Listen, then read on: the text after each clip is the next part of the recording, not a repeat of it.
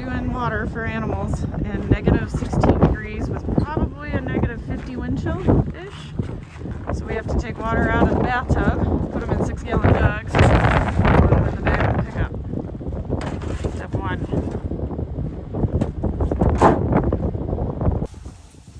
So we'll put 12 gallons of really hot water in each of these tanks, probably 3 times today or more. We've got 3 horses using this tank and have access to another tank.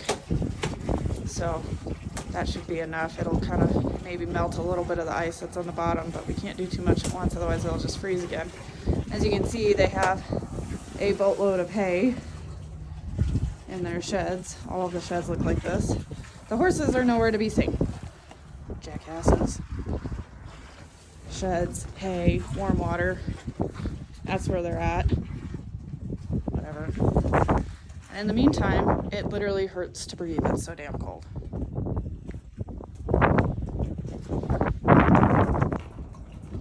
The girls are drinking. We just got 12 gallons in there.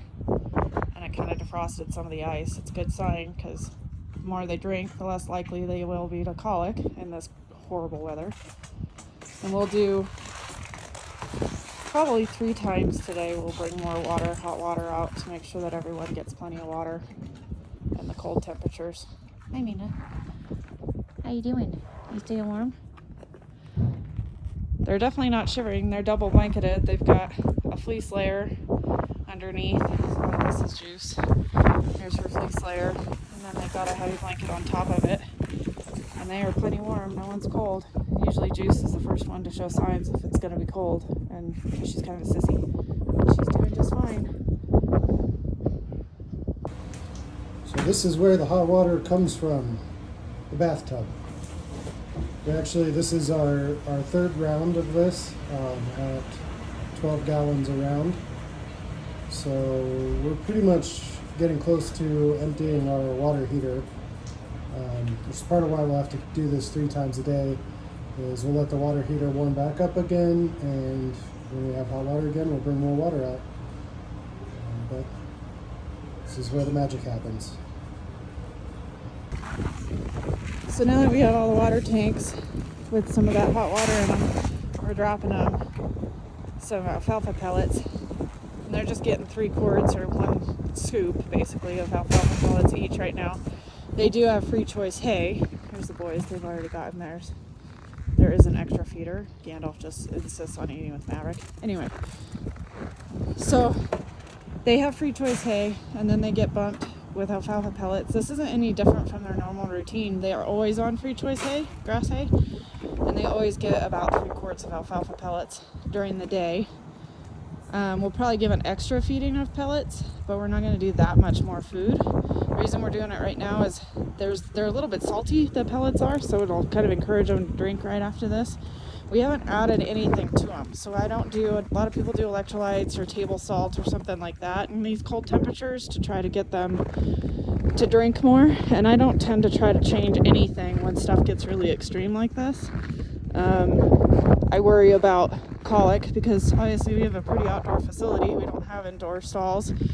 So if a vet had to come out and do something, this is a really hard place to kind of manage them. So we try to just do as little as possible change-wise. Really the only difference is that they have blankets on. Other than that, we pretty much haven't changed the routine at all. Oh, and their hay is in their shed instead of just out in their fields. Usually there's hay out in their fields only. And we put it in the sheds because I thought we'd have a lot worse wind. But it's cold and it's a little breezy, but we don't have worse wind than normal. So anyway, that's the horses, and then we're going to go on and show the goats and the chickens and how we're managing those guys. So for this cold, we moved our goats into the shop in the horse trailer. It's actually pretty warm in here. And they've got free choice alfalfa, or free choice grass in there. We're giving them a little bit of alfalfa as a boost.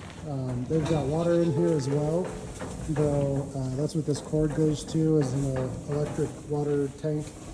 And forgot to plug it in last night, so that's actually frozen at the moment, but should get thawed out pretty quickly.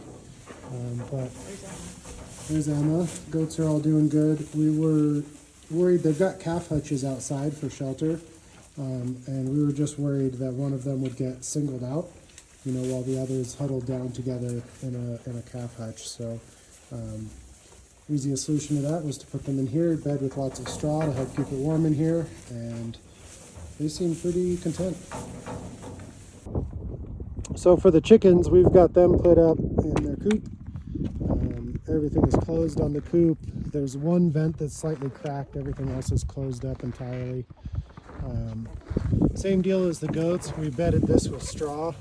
We got 8 chickens in here, and the straw helps keep them a little bit warm. We're offering them water only twice a day because we don't want it to get humid in this coop. That could create some frostbite issues. And giving them some feed right now in the morning. There's Roo. That's our old rooster. And there's our rooster. And they've already had water, so we're going to take this out now and we'll offer them water again in the afternoon.